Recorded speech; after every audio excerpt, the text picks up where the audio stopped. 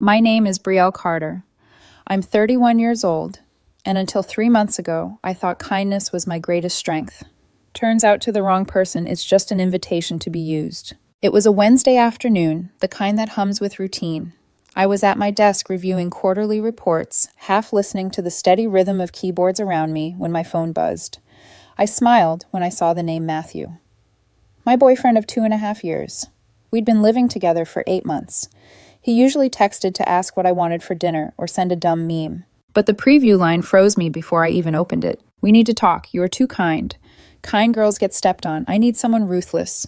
I thought it was a joke. I even laughed quietly in disbelief before tapping the message open. He'd written it all out, neatly formatted like a resignation letter. "You're wonderful, Brielle. Sweet. Thoughtful. But I can't be with someone who plays small. I need a woman who wants to win in life and work and everything. Someone who challenges me. You make me comfortable. Too comfortable." Then the last line, "It's over." Just that. No phone call, no conversation. A breakup via text while I was sitting in a cubicle surrounded by spreadsheets. For a long minute, I stared at the screen. I read the message again and again until the words stopped making sense. 2.5 years. A shared apartment. Plans for Paris next spring. All erased by a few sentences typed between conference calls. I didn't cry. I didn't rage. I just sat there frozen in the fluorescent glow, hearing the echo of his words, "too kind." After work, I drove our home with hands gripping the steering wheel hard enough to make my knuckles pale. The apartment smelled faintly like his cologne, the one I'd once found comforting.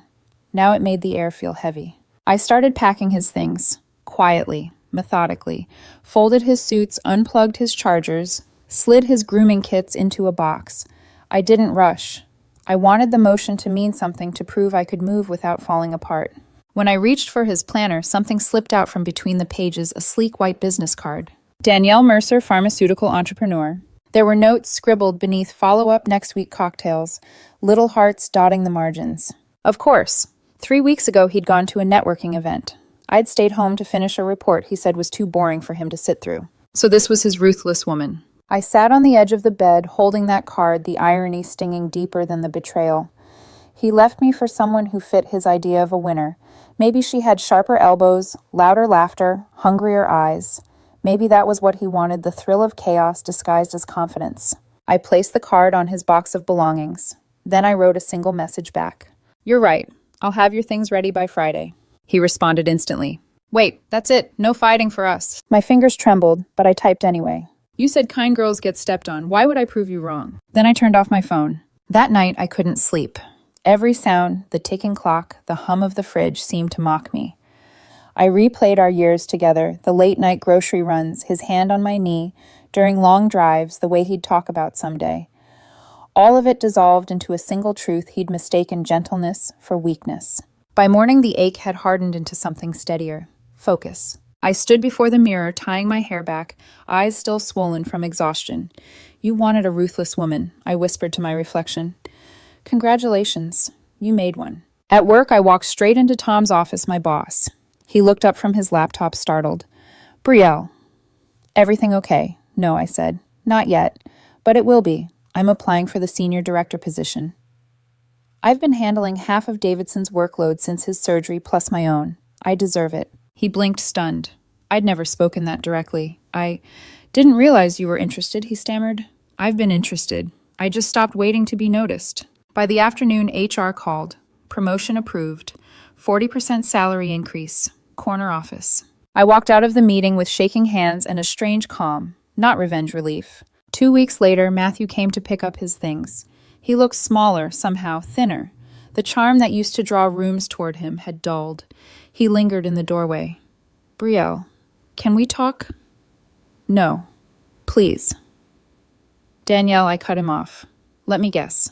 She turned out to be ruthless." He flinched. "How'd you know?" I shrugged. "Winners attract each other." He looked down, defeated. For the first time, I saw him clearly, not as the man I loved, but as a boy chasing applause. When he finally left, the apartment felt clean. Empty, yes, but mine. That weekend, I went to a charity gala, the kind of event I'd always skipped because Matthew said they were boring unless you're networking. I went alone, and that's where I saw Sebastian. Tall, confident, the kind of man who made conversation feel like music. I recognized him instantly, Matthew's so-called rival in PR. We'd met briefly at events back when I was the girlfriend. He smiled when he saw me. Brielle Carter. I almost didn't recognize you. You look... He paused, choosing the word carefully. Free. I laughed the first real laugh in weeks. That's one word for it. We talked for hours about work, about balance, about how people mistake ambition for cruelty. When I told him how Matthew had broken up with me, he winced. He actually said that kind girls get stepped on word for word. He shook his head. Then he's never met someone strong enough to stay kind. That line stayed with me all night. When I got home, I checked my phone. 5 missed calls from Matthew. 2 texts. I made a mistake. I miss you. I didn't reply. Instead, I opened my balcony door and let the city noise wash in. For the first time in months, I didn't feel small. I didn't feel stepped on. I felt awake. Maybe Matthew was right about one thing: kind girls do get hurt. But only until they remember that kindness and weakness aren't the same. And I had no intention of being anyone's lesson ever again. I woke up before dawn the next day, not because I couldn't sleep, but because I finally could. The air felt cleaner, sharper. The kind of quiet that usually feels lonely now felt like peace. The promotion hadn't even sunk in yet. Senior director. The title glowed on the email from HR, like proof that I wasn't who Matthew said I was. For years, I'd told myself being humble was enough, that good work would speak for itself. Turns out in this world, silence only gets you ignored. When I arrived at the office, the energy was different. People looked at me differently, a mix of surprise and curiosity. My assistant Emma grinned. "Boss lady suits you," she said, handing me my new access badge. "Guess it does," I replied. But under the confidence, there was something else. A small, uneasy question. What if this isn't who I really am? That night I got my answer. Matthew called, twice. I didn't pick up. Then came the message. "You were right.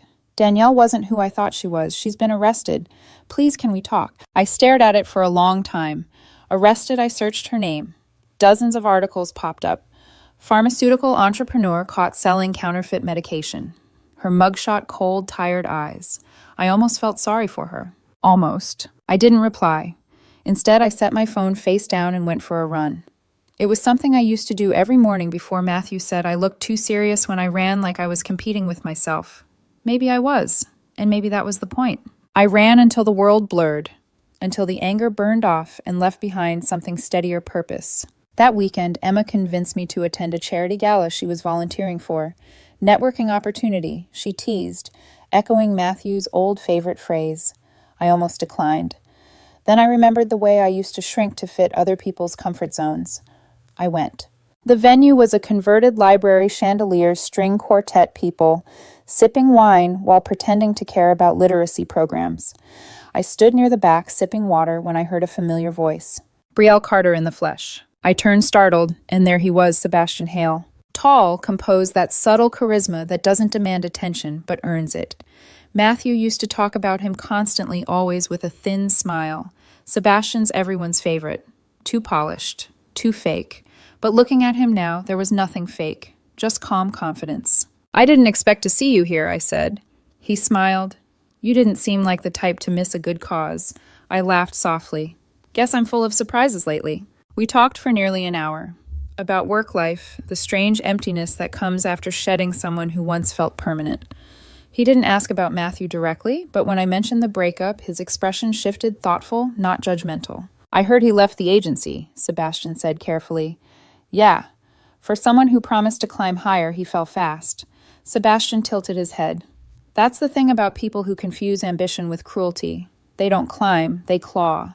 Eventually, they run out of walls to scratch."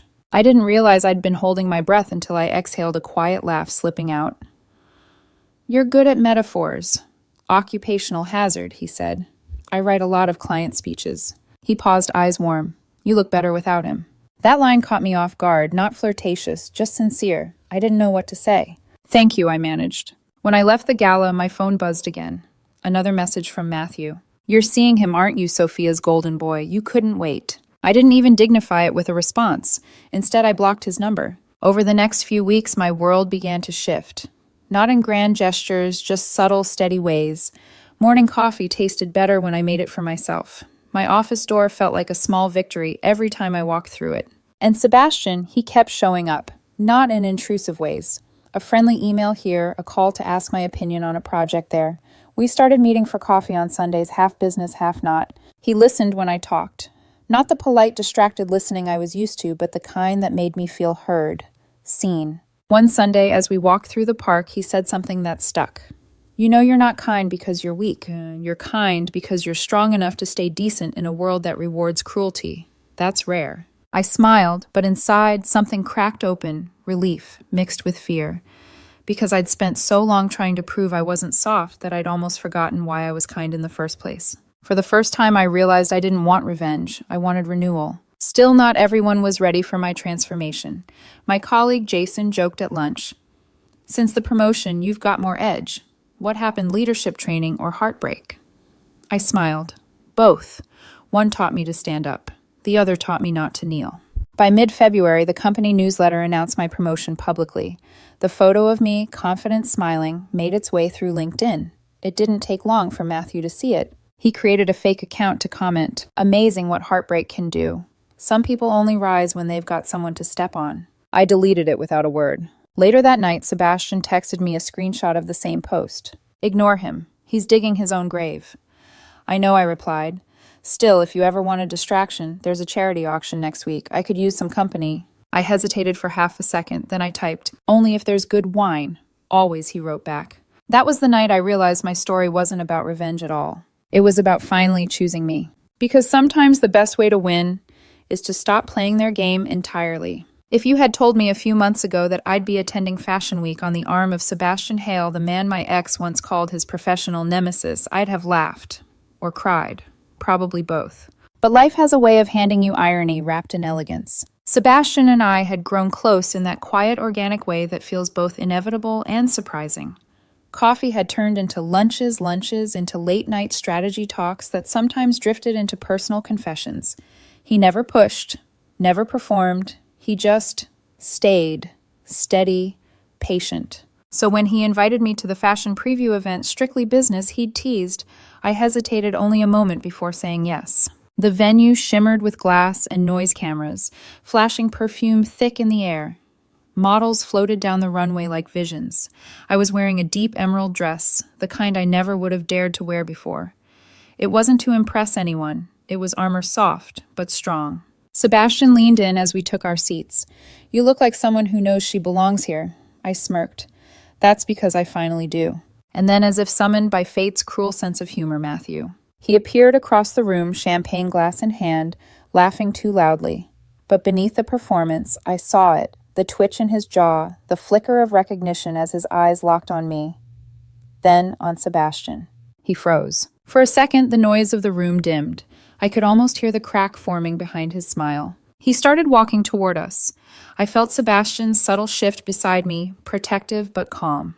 "Brace yourself," I murmured. "Always," he replied, his tone low even. Matthew stopped just short of us, his voice dripping with disbelief. "Wow, didn't take long, did it?" "Hello to you too," I said, forcing politeness. He gave a sharp laugh. "So, this is it, you and him, the ultimate revenge story." Sebastian's jaw tightened, but his eyes stayed soft.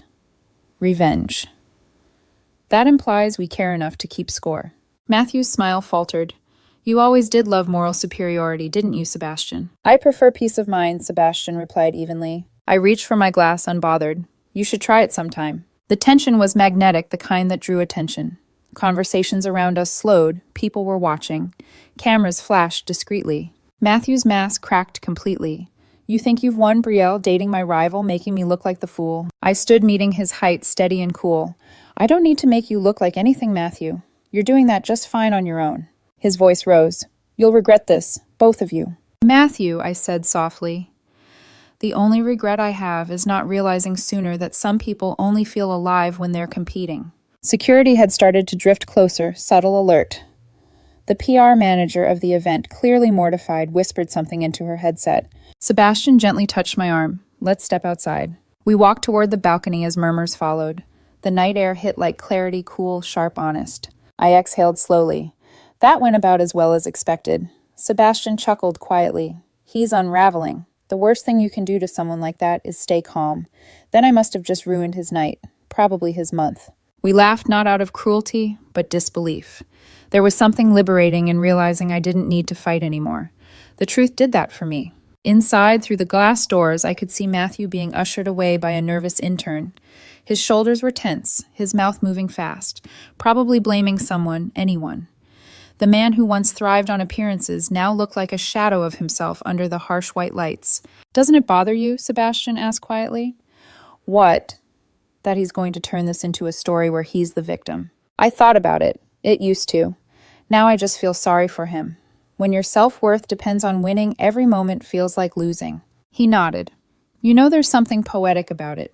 He left you because you were too kind, and now you're standing here successful, calm, radiant, while he's drowning in his own bitterness." Poetic or ironic, both. Later that night, after the event ended, I got home to another flood of messages from mutual friends, old coworkers, even journalists.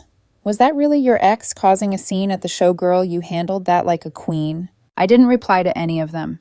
Instead, I made tea, curled up on my couch, and turned off my phone. The world could talk. Let them. For once, my story didn't belong to anyone else. Still, as I looked out over the city lights, I couldn't shake a quiet dread, a whisper that this wasn't over, that men like Matthew don't disappear quietly. They explode. And when they do, they make sure the shrapnel hits everyone in sight. I just didn't know yet how far he'd go. The first sign that Matthew was unraveling came quietly like a low hum before the storm. At first, it was the online posts, subtle, cryptic, the kind of thing you could scroll past if you weren't looking closely. Some people build their success on betrayal. Not everyone who smiles is kind. I gave my heart to a snake. No names, but anyone who knew us understood the subtext. His followers, mostly colleagues and fashion world acquaintances, flooded the comments with hearts and sympathy. Victimhood always looks convincing when wrapped in curated sadness. I told myself to ignore it. He's just venting. That's what I said. That's what I wanted to believe. But the posts grew bolder, longer. Suddenly, I was the calculating woman who seduced her ex's rival for revenge. Sebastian was the manipulative narcissist who stole his ideas, his clients, and his life. We laughed at first, the absurdity of it. But the laughter faded when it reached work. One Monday morning, my assistant Emma walked into my office, her face pale. "Brielle, have you seen this?" She handed me her phone. A gossip blog headline. PR scandal, ex-agency manager, claims he was betrayed by former partner and rival executive. No direct names, but the details were unmistakable.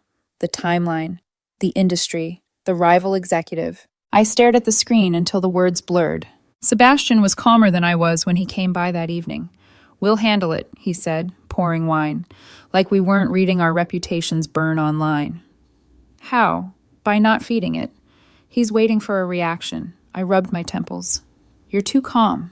He smiled faintly. "I've seen people implode before. The loudest ones always fall the hardest."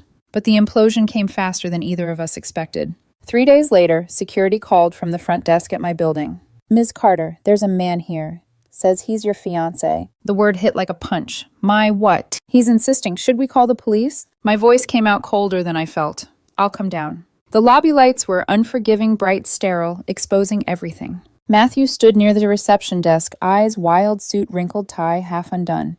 He looked like someone who hadn't slept in days. "Brielle," he said the moment he saw me, relief flooding his voice. "Finally. Why are you here?" He stepped closer. "You won't answer my calls. I just needed 5 minutes." I took a step back. "You need to leave. Please." His voice cracked. "I made mistakes. I know that. Danielle ruined me, lied to me, used me, but I don't deserve this silence from you." I folded my arms. "You dumped me by text message, Matthew. You told me I was too kind. Remember?" He ran a hand through his hair, shaking his head. "I didn't mean it. I was just honest." He looked at me, eyes glassy. "You've changed. You're colder now. That man, he's turned you against me." "That man," I said sharply, "had nothing to do with what you lost. You did that yourself." For a moment, the lobby went still. Even the receptionist stopped pretending not to watch. Then he said at the line that told me he'd crossed into delusion. "You don't get to erase me, Brielle. I made you interesting." The security guard shifted, ready to intervene. I nodded slowly. "No, Matthew. You made me invisible. I just decided to stop being." He reached for my arm, but before his fingers touched me, the guard stepped forward. "Sir, I'm going to have to ask you to leave." Matthew's face twisted. "You're really doing this?" I stared straight into his eyes. "Go home." He hesitated, then dropped his hand defeated. "You'll regret this," he murmured as the guard escorted him out. I stood there until the glass doors closed behind him, my pulse loud in my ears. That night, I sat on my couch watching my phone buzz with incoming notifications, anonymous messages, fake accounts, all with the same tone liar, cheater, manipulator. My lawyer Nora texted me, "Save everything. Don't respond. We'll trace the IPs." By the end of the week, we had proof all the fake accounts led back to his apartment's Wi-Fi. But that didn't stop him. He began emailing Sebastian's clients. "Just wanted to warn you, the woman he's dating manipulates people for power." Then came the mass email. He CC'd over 80 people in our professional circle. The subject line, the truth about Brielle Carter and Sebastian Hale. Inside paragraphs of slander, half-truths, and melodrama. He even attached an old photo of me asleep captioned, "The face of deceit." It would have been laughable if it weren't so public. Sebastian came over that night, holding a bottle of whiskey like an offering. "Cheers to unhinged exes," he joked softly. I almost smiled. "Cheers to restraining orders." We clinked glasses, but the moment the sound echoed, something inside me cracked. The tears came fast, hot, angry, humiliating. Sebastian put the glass down and just held me. No speeches, no advice, just stillness. Through the blur of it, I whispered, "He's not just trying to ruin me. He wants me to become him." Sebastian's voice was steady. "Then don't. Let him drown in his own noise." The words should have been comforting, but all I felt was exhaustion. Because the truth was, kindness doesn't protect you from cruelty. It just makes the blows feel sharper. And Matthew wasn't finished. The next morning, my lawyer called. "Brielle, brace yourself," Nora said grimly. "He's suing you." I laughed, the sound hollow, disbelieving. For what? For emotional distress. And apparently, strategic heartbreak. Strategic heartbreak. That was the moment I realized this wasn't heartbreak anymore. It was war. I used to think courtroom dramas were exaggerated for TV, that no one could truly be that theatrical in real life. Then I saw Matthew walk into the courtroom. He wore a tailored navy suit, pressed expensive, but it couldn't hide the cracks. His hair was too perfectly styled, his smile too tight, his eyes too wild. I'd seen that look before, the one that said, "I'm losing control, but I'll pretend it's strategy." My lawyer, Nora, leaned over and whispered, "Let him perform. We'll win with silence." I nodded, gripping the table edge, my palms damp. The case was absurd from the start. Emotional distress, intentional, psychological harm, reputation, sabotage. He'd spun a story where I was some calculating villain who strategically seduced his rival Sebastian to destroy his career and self-worth. He even claimed I'd manipulated industry perception to position myself as morally superior. Translation, I lived my life and it bothered him. His lawyer, young overconfident, stood up first. "Your Honor, my client was the victim of a deliberate campaign of humiliation. Miss Carter's relationship with Mr. Hale began within days of their breakup. It's clear she intended to wound him publicly." Nora rose calm as ice. "Your Honor, my client's campaign consists of getting promoted and attending public events. Meanwhile, Mr. Rivers," she gestured to Matthew, "has been sending harassing emails, creating fake accounts, and defaming both Miss Carter and Mr. Hale. We have documentation for every instance." She clicked the projector remote. The courtroom filled with screenshots, emails, posts, security footage of him showing up at my office building. A digital trail of obsession and denial. Matthew's lawyer tried to interrupt, but Nora spoke over him. Additionally, Mr. Rivers' so-called evidence of emotional manipulation includes a breakup text he sent ending a 2.5-year relationship via message. The judge, a no-nonsense woman in her 60s, frowned. "He broke up with you?" she asked, turning to Matthew. He shifted in his seat. "Yes, but..." "And now you're suing her for moving on." "It's not that simple," he stammered. She weaponized my words." The judge's brow lifted. "What words exactly?" He hesitated, then said, voice small, "I told her she was too kind. That kind girls get stepped on." The judge exhaled slowly. "Mr. Rivers, if I may speak plainly, you stepped on her and now you're angry she walked away." A murmur rippled through the courtroom. He slammed his hand on the table. "She made me a joke. Everyone laughs behind my back." Nora didn't flinch. "And who told everyone about your breakup, Mr. Rivers, who leaked stories to the blogs?" He froze. The judge's voice cut through the silence. "Mr. Rivers, this isn't therapy. This is a courtroom. and from what I see, your wounds are self-inflicted." He opened his mouth, but his lawyer tugged at his sleeve, whispering urgently. It didn't matter. The damage was done. When it was our turn, Nora played one last clip security footage from my office building lobby. Matthew pacing, shouting, trying to grab me while security intervened. The timestamp matched the day he'd claimed peaceful reconciliation attempts. The judge leaned back, unimpressed. "Peaceful, you say?" Matthew's lawyer dropped his pen. When the verdict came, it was quick, almost merciful. Case dismissed. The court finds no basis for Mr. Rivers' claims. The counter-motion for a restraining order is granted. Mr. Rivers is to stay a minimum of 500 feet away from both Miss Carter and Mr. Hale. Effective immediately. Bang! Gavel down. For a moment I didn't move. My brain lagged behind my body. Then I heard Nora's whisper, "You're free." Matthew stood motionless, his face flushing red. Then came the tears. Not sadness, but fury. "This isn't fair," he shouted. "She ruined my life. She stole everything." The judge's voice cut him off like a knife. "No, Mr. Rivers. You handed it to her when you walked away." He broke down right there, shoulders shaking, muttering something about betrayal and destiny. Security led him out as he yelled, "You'll regret this, Brielle. You'll regret making me your villain." The courtroom doors slammed behind him, and the sound echoed like an exorcism. I sat there still. It wasn't joy I felt, not even victory. It was relief so heavy it hurt. Sebastian was waiting outside, leaning against the wall, his expression unreadable. When he saw me, he smiled, soft, proud, patient. "Did we win?" he asked. "We survived," I said. He handed me a coffee, my favorite oat milk cinnamon sprinkle. That's the better kind of win. As we walked out into the sunlight, cameras flashed. Journalists had caught wind of the trial, and questions flew like bullets. "Miss Carter, do you have a comment? Was it true you dated your ex's rival?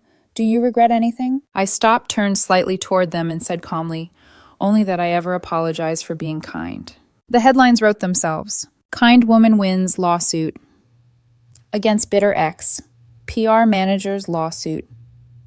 Crumbles after ex's calm defense. The woman he called too kind just got the last word." By evening, the story had gone viral. My inbox overflowed with messages from strangers, women mostly thanking me for staying graceful under fire. Graceful. That word used to feel like an insult. Now it felt like armor. Later that night, Sebastian and I cooked dinner together. The laughter came easily, something light returning after months of pressure. At one point, he looked at me serious. "You know what I admire most about you." I raised an eyebrow. "My sarcasm." He smiled. "Your restraint. You could have destroyed him, but you chose peace." I thought about it for a long moment. Maybe that's the difference between us. He mistook kindness for weakness. I learned its strength, the quiet kind. He nodded, eyes warm. The kind that wins wars without starting them. We ate in silence for a while, the kind that feels like closure. And for the first time in months, I slept through the night without dreaming of him. But peace, I would soon learn, never lasts long in stories like ours. Because some people, when they lose control of the narrative, will burn everything just to stay in it. The world moved on after the trial. I thought Matthew would too. But obsession doesn't vanish with a gavel. It lingers like smoke after a fire, invisible but poisonous. 2 weeks after the hearing, I got an email from HR. Anonymous reports have surfaced online claiming you fabricated your promotion through unethical conduct. Attached was a screenshot from a fake account. I didn't need to look twice to know whose hand had written those words. Nora handled it quickly. "We'll send a cease and desist. Same lawyer, same playbook. He'll fold again." And he did, at least legally. Emotionally, he just changed battlegrounds. He lost his job not long after. His company couldn't ignore the gossip, the screenshots, the meltdown in court. He'd burned every bridge that once held him up. His LinkedIn turned silent. His Instagram bio changed to "Healing from Betrayal," teaching others to spot narcissists. He started a podcast, "Dating the Devil: How I Survived a Covert Narcissist." Episode titles like "When the Kind Ones Manipulate You" and "Sleeping with the Enemy." My story of professional sabotage. I listened once against my better judgment. Hearing my own life twisted into fiction made my skin crawl. The way he said my name, soft, reverent, venomous. Brielle Carter taught me that kindness is a mask people wear when they want power. Sebastian reached over and gently paused the audio. "Don't give him your ears," he said. He was right. I deleted the podcast, blocked the link, and went back to living. And life was good. Really good. Sebastian's firm promoted him to VP after the trial. My own department thrived under my leadership. We traveled Italy, Tokyo, Sydney. Places I'd only dreamed of while sitting behind spreadsheets. But happiness is quiet, and quiet has a way of amplifying ghosts. One afternoon, while watering my balcony plants, I spotted an envelope wedged under the door, my name handwritten, no stamp. I didn't need to open it to know who it was from. Still I did. 4 pages, single-spaced, rambling, words bleeding into one another like a fever dream. You ruined my destiny. You stole my narrative. You owe me $3,400 for therapy sessions caused by your emotional manipulation. At the end, he'd written, "One day when your world crumbles, you'll remember who truly loved you." I stared at the signature, the same looping M I used to tease him about when we were happy. I forwarded the letter to Nora. She didn't even hesitate. Violation of the restraining order. Want to press charges. I thought about it. About dragging this circus back into court. About seeing him again, watching him twist my piece into theater. No, I said finally. He's already serving his own sentence. Nora sighed. Then at least let me reply. She sent one word. No. And that was it. Weeks passed. Then months. I stopped checking the news. Stopped wondering who he was talking to or what version of me he'd invented this time. But the universe apparently wasn't done reminding me how far I'd come. I ran into Brittany, one of his old PR friends, at a Whole Foods of all places. She froze when she saw me, guilt flickering across her face. Brielle. Hey. I smiled politely. Hey. She hesitated, then blurted out, "He's not doing well." I didn't respond. He moved back with his parents, she continued. He refuses therapy, says every therapist takes your side. He's still obsessed. Talks about you and Sebastian constantly. My chest tightened, but not with fear, with pity. Is he getting help? They're trying, she said softly. But he's convinced he's the victim of a conspiracy, says your lawyer hacked his accounts. I exhaled slowly. I hope he finds peace. Brittany gave a sad smile. You really mean that, don't you? I do, I said, for both our sakes. That night I sat on my balcony again, the same place I'd stood months ago after the breakup. But now the city below wasn't a battlefield. It was just alive. Sebastian came out with 2 glasses of wine. You okay? Yeah, just thinking. About him. About me. About how easy it is to lose yourself when you start defending who you are to people who'll never understand. He nodded, and I'm done defending. He smiled, raising his glass. To that, I echoed. Later, while we cooked dinner, my phone buzzed an Instagram notification. Another fake account. Another hateful comment under our photo. Fake happiness built on betrayal never lasts. Before I could even report it, it vanished. Deleted. Sebastian chuckled. They're getting faster at catching him. Maybe that's the universe's version of closure, I said. He wrapped his arms around me, chin resting on my shoulder. Closure isn't when they stop attacking you. It's when it stops mattering. I smiled. Then I think I'm finally there. For a long time, I believed Matthew's voice defined the story. His accusations. His bitterness. His need to make me the villain. But now, standing in a kitchen that smelled like garlic and peace, I realized something profound. He hadn't ruined me. He'd revealed me. And I wasn't the woman who got stepped on anymore. I was the one who learned how to walk away without looking back. It's strange how quiet victory sounds. No applause, no triumphant music, just the hum of a dishwasher, the scent of coffee, and the peace of a morning without fear. 8 months had passed since that breakup text, the one that began with, "You're too kind." I still remember it word for word. I don't think I'll ever forget it, and maybe I'm not supposed to. Some wounds aren't meant to vanish. They're meant to remind you how strong you became after bleeding. Now I wake up beside Sebastian in a space we built together. Warm light through linen curtains, a framed photo from our trip to Tuscany hanging by the bed. We laugh easily. Work feels lighter. Life feels earned. Sometimes when the sun hits the window just right, I catch my reflection and think, this is what peace looks like. Not loud, not showy, but deeply lived. Over breakfast one Saturday, Sebastian looked up from his phone and said, "Guess who popped up again?" I didn't even have to ask. Matthew. He nodded. He posted a video titled, "How to Heal from Betrayal, My Journey Through the Storm." Only a few hundred views. Therapy through self-pity, I muttered. Should I report it? I shook my head. No. Let him speak to his own echo. He watched me quietly. You really don't hate him, do you? I stirred my coffee. No. Hating him means he still matters. Sebastian smiled faintly. You know that's what I admire most about you. You didn't let him turn you into him. Kindness isn't about staying soft, I said. It's about staying human. We sat in silence for a while, comfortable like two people who didn't need to fill the air to feel understood. Later that afternoon, I went through some old boxes I'd never bothered unpacking since the move, the ones filled with remnants of my old life. I found Matthew's old coffee mug, a postcard from Paris with our handwriting intertwined, and the little notebook where I used to write things I was grateful for. The last entry was dated the night before he broke up with me. Grateful for love that feels safe. I closed the notebook gently. Maybe love isn't meant to feel safe all the time. Maybe it's meant to challenge you to break what's weak so what's strong can grow. That evening, I had dinner with my team from work, mostly women. We talked about leadership, ambition, burnout. One of the younger analysts, Lily, hesitated before speaking. Can I ask you something personal? Sure, I said. How do you stay kind in a job where everyone's out for themselves? I smiled, not because it was easy to answer, but because it wasn't. You draw lines, I said. You stay kind, but you stop apologizing for it. You help others, but you don't set yourself on fire to keep them warm. You treat people with decency, even when they don't deserve it, because it's about who you are, not who they are. She nodded, thoughtful. That's harder than it sounds. Yeah, I said softly, but worth it. Later that night, I walked home alone. The air was cool, the kind that feels like the world forgiving you for something you never should have blamed yourself for. When I reached the apartment, Sebastian was reading on the couch. He looked up, smiling. Good night. Yeah, I said, hanging up my coat. I think I helped someone tonight. You always do. I sat beside him, resting my head on his shoulder. Do you ever think about how different things could have been? You mean if you'd never left him? I nodded. He was quiet for a moment. Then you wouldn't have found you.